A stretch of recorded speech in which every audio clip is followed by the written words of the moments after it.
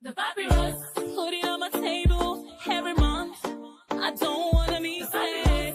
Don't even try to hide it. No, I don't wanna lose it. And you see how it is, it's so inviting. The papyrus, we're all so alive. The papyrus. Hello, welcome to the Papyrus TV News Update. First, the headlines. Federal government begins toll collection. EFCC raids National Hajj Commission. Federal government to establish first soil testing laboratory in Ekiti. Oil producer, refiner, straight blames over crude supply failure. Tension in Lagos Assembly. What's happening? PDP BOT meets in Abuja.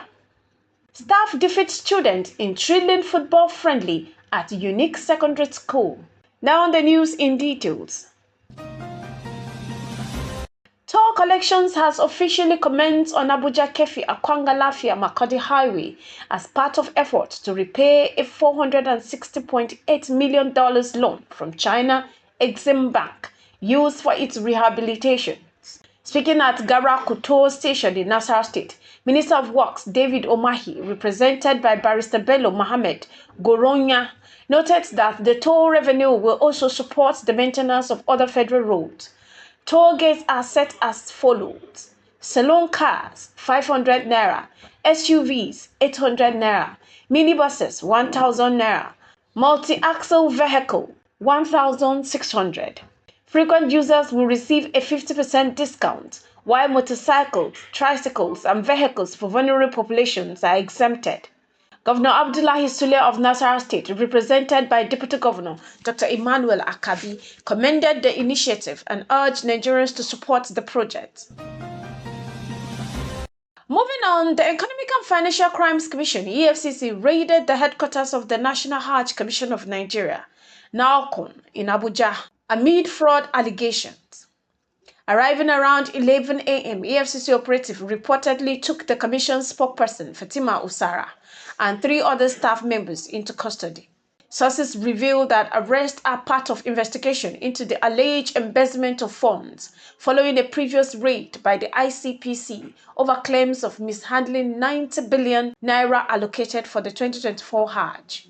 EFCC spokesperson Dele Oyewole confirms that further updates will be provided as the investigation continues.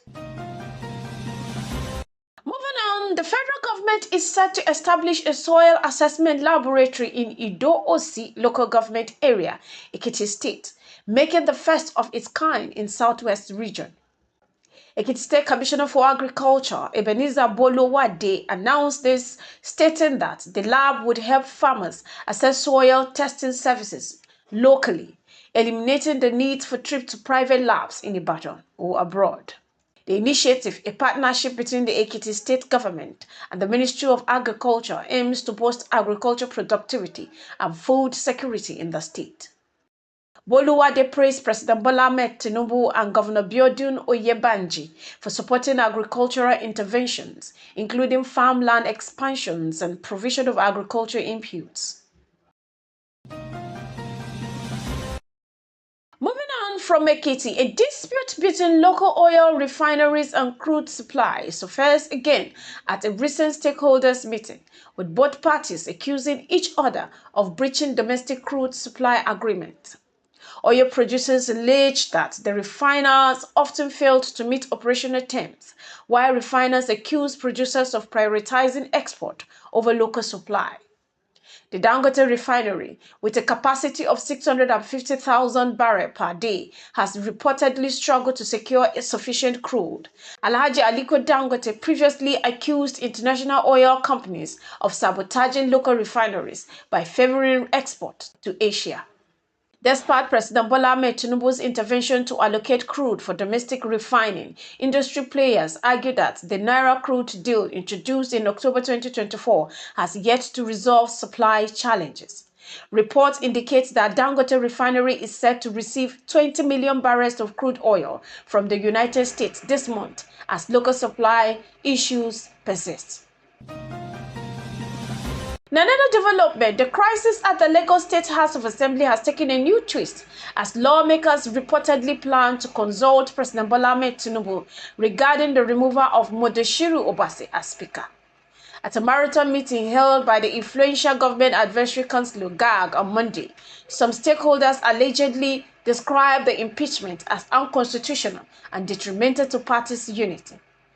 Insider revealed that the council is considering reinstating Obasi temporarily and offering him a graceful exit through voluntary resignation. However, lawmakers remain divided, with many still supporting Mojisola Merenda, who was recently elected as Speaker. Muraina Taiwo, a senior member of the GAC, highlighted the need for lawmakers to align with the party's decision, saying Obasa should be allowed to return and decide for himself whether to resign or stay. Tajuddin Olusi, CAC chairman, stated that an official decision would be communicated in due time, urging the public to await formal announcements. The Board of Trustees (BOT) of the People's Democratic Party (PDP) convened an emergency meeting in Abuja to address the escalating feud over the position of National Secretary. The meeting, held at Transcorp Hilton instead of the party's National Secretariat due to security concerns, aims to mediate the conflicts between the supporters of Samuel Anyanwu and Sunday Odeokoye, both claiming the role. A party insider disclosed that neither Anyanwu nor Odeokoye was invited to the meeting as tension remained unresolved. Discussions are expected to determine way forward as the party seeks to stabilize its leadership structure. Makurdi witnessed an electrifying football encounter on Monday, February 3rd, 2025, as the staff of Uni Secondary School took on their student in a fiercely contested friendly match. The showdown, which kicked off at 4 p.m., kept spectators on the edge of their seat until the final whistle. The match opened with intense action as the students launched an early offensive, but the staff defense, led by Mr. Jigil Charles and Mr. Progress Ugo Betin, stood firm despite relentless attempts by the student. It was the staff who broke the deadlock in the 34 minutes. A brilliant build-up from the midfield saw engineer Asawa Damian delivering a precise cross that set up Mr. Philip I, who slotted the ball past the goalkeeper, with the halftime score ending at 1-0, with the staff leading. The second half saw heightened determination from both teams. Mr. Phillips struck again in the 56th minute, doubling the staff lead. However, the student fought back with resilience. Jigba Manasseh became the game changer for the student, netting 2 impressive goals in the 69th and 77th minute to level the scoreline. The turning point came in the 82nd minute when Hojo Peter of the students received a red card for a handball that denies the staff a scoring opportunity. The numerical advantage proved decisive as Mr. Oche Ugu sealed victory for the staff in the 86th minute with a well-placed shot, leading with the final score of 3-2, with the staff scoring victory over the students. The match ended with cheers and applaud from the spectators, including enthusiastic support from Mrs. Teheme, Guyiman, and other staff members. In her post-match remarks, head girl Ava Emanuela described the game as an exciting and surprising encounter, praising the staff for their exceptional football prowess. She harmoniously suggested organizing a future match between the staff and parents. The friendly match showcased network, sportsmanship, the vibrant spirit of the Uni Secondary School community. This has been the Papyrus TV Africa. The Papyrus.